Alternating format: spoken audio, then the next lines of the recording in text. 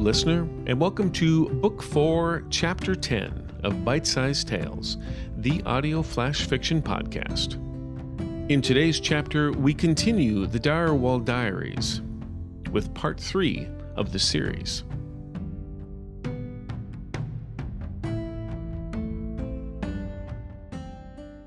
Direwald Diaries, The Maevis Matter, Part 3. In our previous entry, a well-to-do and young girl named Maevis attempted to hire the gunslinger known as Eli to kill his mother. To prove she was serious, she offered a magical sky stone as payment. Unimpressed and slightly disturbed by the offer, Eli set to take the young girl back to her mother. His mind changed when she showed him the unusual bite marks on her arm as evidence. Curious but still not accepting her offer, Eli decides instead to take Maevis to a doctor to determine the truth of the marks.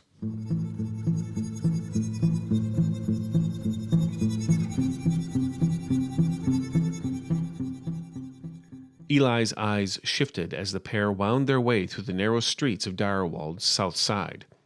Drunks and drug addicts lay passed out or curled up, mumbling to themselves, clawing the outer wooden walls of the ramshackle huts, shanties, and shacks, desperate to interact with the visions playing in their minds. "Where are we going?" Maevis's voice trembled, worried about the doctor Eli was dragging her to and the moaning denizens the pair skirted past, unsure of what they would do. Her fear told her to expect any of them to lash out or attack without warning. "Mama says we're never supposed to go down here." "Your ma's a smart one," Eli shot back, turning the pair around another corner, then up onto the porch of a storefront. Maevis looked at this new street. The buildings and happenstance place canvases draped between several of them blocked out much of the direct sun, throwing the entire stretch into a patchwork of shadows.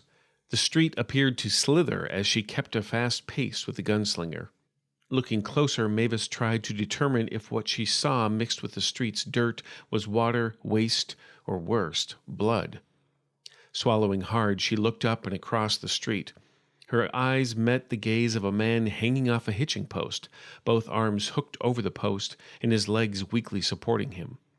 His hair was a mess of dirty, gray curls, his beard a ragged, matted mess clumped with dirt and food. One eyelid sagged unnaturally and did not lift as he returned her gaze, gifting her with a sinister and near-toothless grin. In an instant, the porch vanished beneath her feet. The ground raced into vision as Maevis struggled to find her balance. In the next instant, her arm anchored to Eli's snapped taut as he pulled her upright. Maevis felt her face flush red, realizing she'd not been paying attention, and fell off the porch. Her eyes stole a quick glance back toward the ragged man. He was gone, nowhere to be found. "Hey," Eli snapped. "Pay attention, younker." Eli's eyes darted around. "And don't make eye contact with anyone." Pulling her hard again, they resumed their brisk pace. Worry crept through her voice. "I made eye contact with someone. Why is that bad? He was a man. An older man. Is that bad? I don't know where he went. I made eye contact with someone." Her voice faded into the crowd as they kept moving. Time blurred for Maevis. She knew it had been several minutes, but wasn't truly sure. She also felt hopelessly lost in these dark and terrifying back streets and alleys. Eli's face suddenly filled her vision. He locked eyes with Maevis. "Remember what I said about no eye contact?" "I looked at that old man." "Forget about that. I'm sure that's fine. Remember what I said?" Maevis nodded. "That's good, younker. Now, this doc we're going to see? You can look at her, but you might not want to." Maevis's eyes widened. "What does that—" The door behind her rattled, and Eli stood. "Doc," he spoke, his tone softening. Maevis kept her back to the door. Hearing a low humming coming from the doorway, the young girl thought it sounded like a phonograph drum turning. A deep, raspy woman's voice, mixed with clicks, spoke. The sound caused the hair on the back of Maevis's neck to stand at attention. "Eli, what do you have for me today?" Maevis tensed as she felt Eli's arm on her shoulder. "This yonker here. Seems she is thinking she was bit." Maevis heard the sound of gears sliding and creaking. Were they part of this woman? "She looks Fine, from the back. Mavis trembled, her fear starting to spike. It's on her arm, Doc, the bite. Eli's voice dropped to a whisper. She says it was her ma that done it, but the bite marks, they don't look human. Well, that is certainly interesting. Come inside. Mavis heard the sound of metal tapping on wood. Was this doctor walking? Mavis squeezed her eyes shut tightly as she felt Eli turn her around and lead her inside. Instinctively, her hands went out to feel around, despite Eli's guiding hand staying firmly on her shoulder. She heard the doctor speak, the sound of extra air expelling from somewhere. You can open your eyes, child. I might frighten you, but I promise I won't hurt you. Lowering her hands one by one, Mavis gripped the sides of her dress tight. Slowly, one eyelid flicked open, then the other. Before her stood what Mavis would call a woman, only because of her long hair and high collar buttoned tight. There were no other clues for the young girl to truly give her an answer to the doctor's sex. The doc wore an apron that flowed to the floor. Mavis saw no signs of breasts. She could not determine makeup, for her eyes were locked on the left side of the woman's face. Metal that was bent and machined hugged the doc's left cheek, extending down to the corner of her jaw, where it folded and traced along to her chin. More iron pieces rose from this line and wrapped over her lips and into her mouth. A toothed wheel, like that of her uncle's pocket watch, moved and spun as the doc parted her jaws, opening her mouth. Mavis could feel her breathing becoming shallow and rapid. Her eyes finally pulled away when the doc's left hand came up to place stray hairs behind her flesh ear. 3 of her fingers were metal, with hinges for motion. You, Mavis blurted. I'm a ticker. Is that what you want to say? Mavis nodded. My mama says you're abominations. She felt herself backing up. Doc smiled. Mavis gawked at the metal teeth inside her mouth. A faint, eerie glow seemed to come from the back of the doc's throat. But Eli says you think your mother bit you, and I'm an abomination? Easy, ladies. Let's just figure out our dilemma, please. Mavis's head snapped toward Eli. Fear laced her words. Why did you bring me here? What's happening? Mavis darted for the door, but Eli clamped hard on her arm. No, let me go. Don't let it touch me. It? Eli pulled her away from the door. Mavis thought she heard a chuckle. The doc gave a raspy, ticking laugh as Eli held Mavis tight. Wrestling her arm free and pulling the sleeve up, he extended the marked arm. Bending straight at the waist like a hinge with a requisite creak, and peering at the exposed flesh and the tiny pricks in Mavis's arm, Doc studied the marks. A continuous hum came from her steel and skin lips. Mavis's gaze went back and forth from Eli to the back of the doc's head. Eli's expression bore concern, but also determination. Mavis wasn't sure if it was from what the doc was doing or the struggle to hold the young girl still. This is interesting, Doc spoke as a hand went to her face. Mavis couldn't see what she was doing, but quickly learned when the hand came away with what appeared to be a glass eyeball. When the doc turned her gaze back to her arm, it was bathed in an orange glow. I need a closer look. Doc spoke softly as the light moved up and down the marks on her arm. Mavis felt the strength draining from her body and trembled.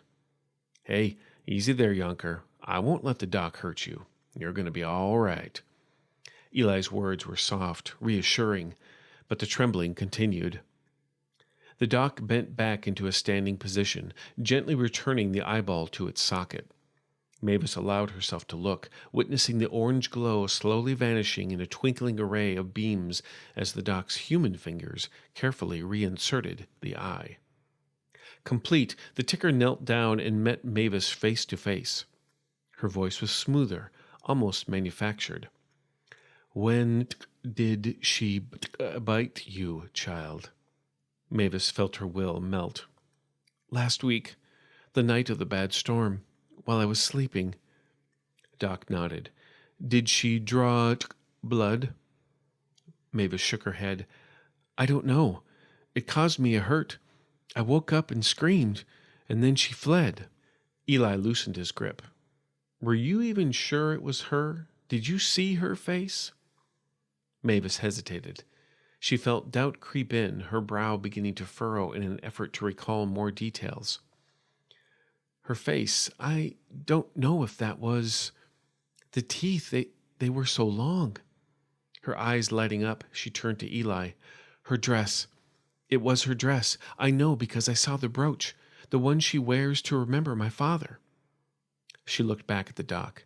There was a lightning flash. I saw the jewels in the brooch light up. Mavis nodded slowly.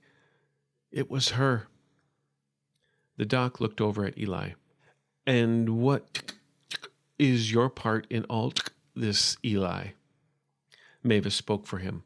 I hired him to kill my mother. Eli held up both hands. Slow down, Yonker. I never said I was going to kill your ma.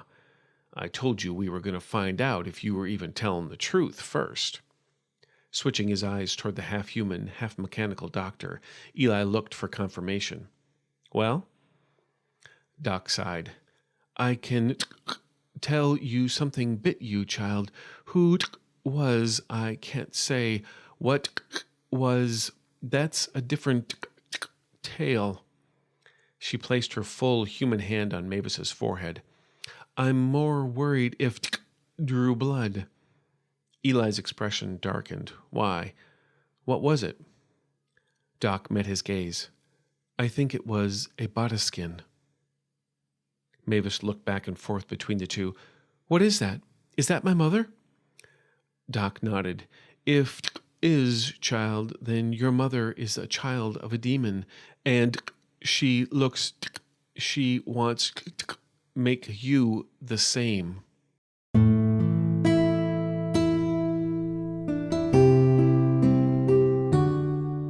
Author's note.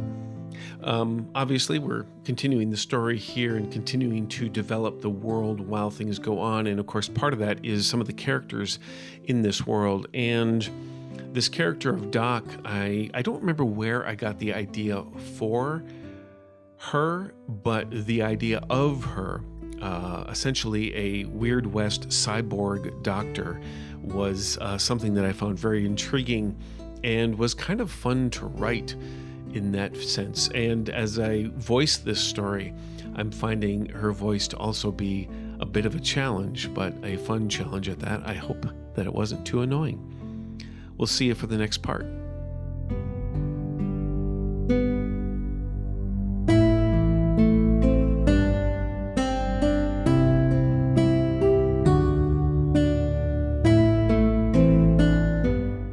This chapter of Bite-Sized Tales has been brought to you under a Creative Commons Attribution, Non-Commercial, No Derivatives 4.0 International License.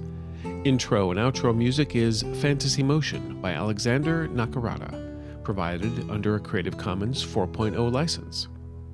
If you've enjoyed what you've heard today, we greatly appreciate reviews and recommendations to your friends. For more information about our authors, visit bitesizedtales.com or follow us on Instagram at bite_size_tales. We look forward to reading to you next time.